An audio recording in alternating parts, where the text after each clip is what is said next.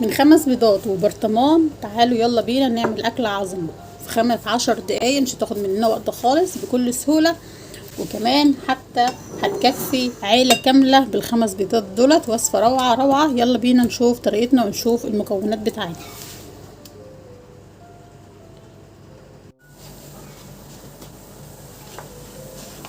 معايا هنا طاسة على النار، نزلت ببصلة مفرومة وشوية زيت ومعلقة سمنة بلدي أو زبدة اللي موجودة عندك كل المتاح. هنشوحهم كده تشويحة.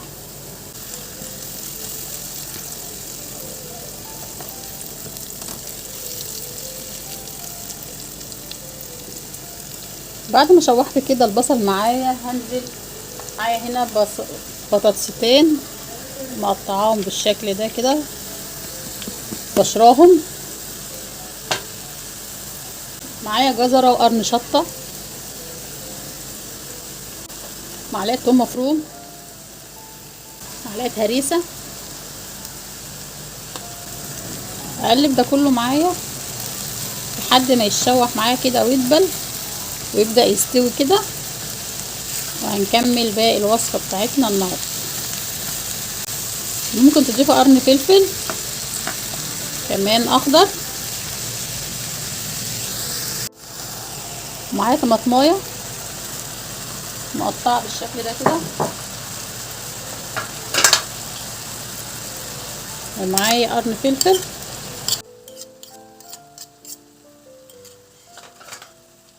اشوح بقى ده كله مع بعضه، اقلب كله مع بعضه.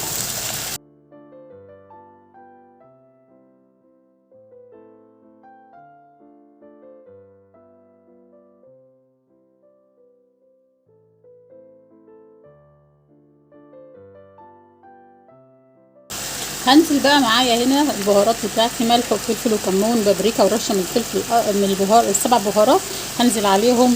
يا ترى عرفت ايه الوصفه بتاعتنا النهارده؟ لو حد وصل معايا لحد هنا وعرف الوصفه بتاعتنا او الطبخه بتاعتنا النهارده يكتب لي في التعليقات قبل نهايه الفيديو. وصفه سهله جدا جدا ومغذيه جدا ومتكامله، فيها كل العناصر الغذائيه، فيها كل الخضار بالشكل اللي معانا ده كده، والكل بيعشقها وبيحبها جدا جدا. وكمان اولادك لو مش بياكلوا البيض هياكلوه، ومش هيحسوا خالص ان فيها بيض. بالمكونات اللي احنا هنضيفها مش هيخلي لها اثر خالص للبيض.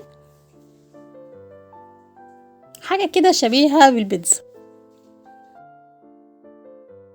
ممكن تاكليها بعيش، تاكليها برز بشعرية، حلوة جدا بصراحة. اتمنى الوصفة بتاعتي تعجبكم ان شاء الله. كملوا معايا الفيديو للنهاية، ان شاء الله هيعجبكم جدا جدا الوصفة والطريقة. هقلب فيها كده لحد ما خلاص احس انها بدأت تستوي معايا، ابدأ ارفعها من على النار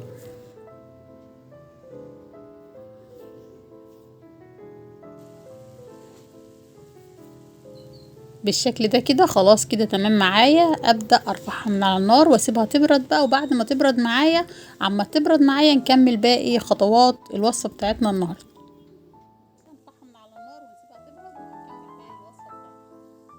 نيجي بقى هنا هنضيف البيض، 5 بيضات في قلب البرطمان بالشكل اللي معانا ده.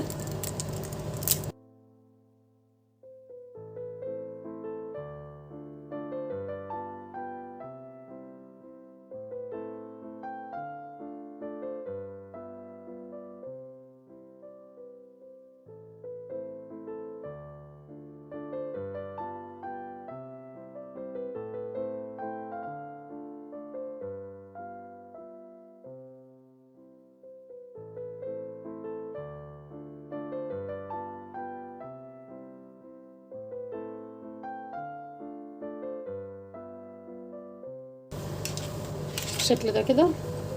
معايا هنا شويه كده من الشبت والكزبره.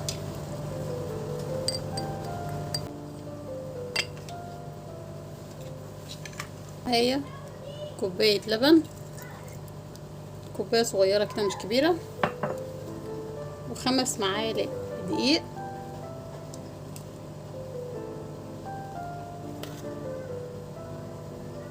حوالي كوبايه الا ربع من اللي هو مج الشاي، معلقه بيكنج باودر،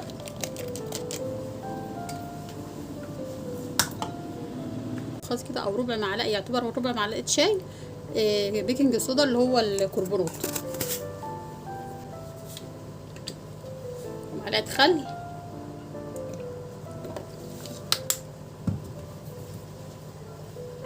اغطي بقى البرطمان بتاعي وهبدأ كده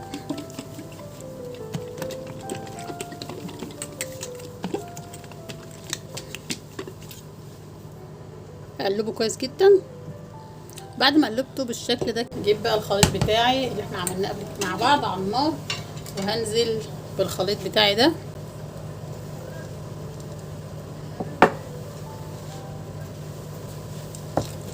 وهقلبه بقى كويس مع بعض. وهجيب صينيه بقى ادهنها وادخله الفرن، او ممكن تسويه على النار وتحمريه تحت الشوايه.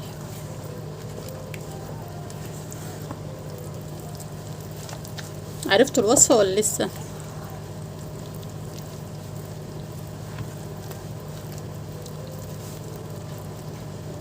هي دي العجه المصريه، حاجه كده ولا اروع.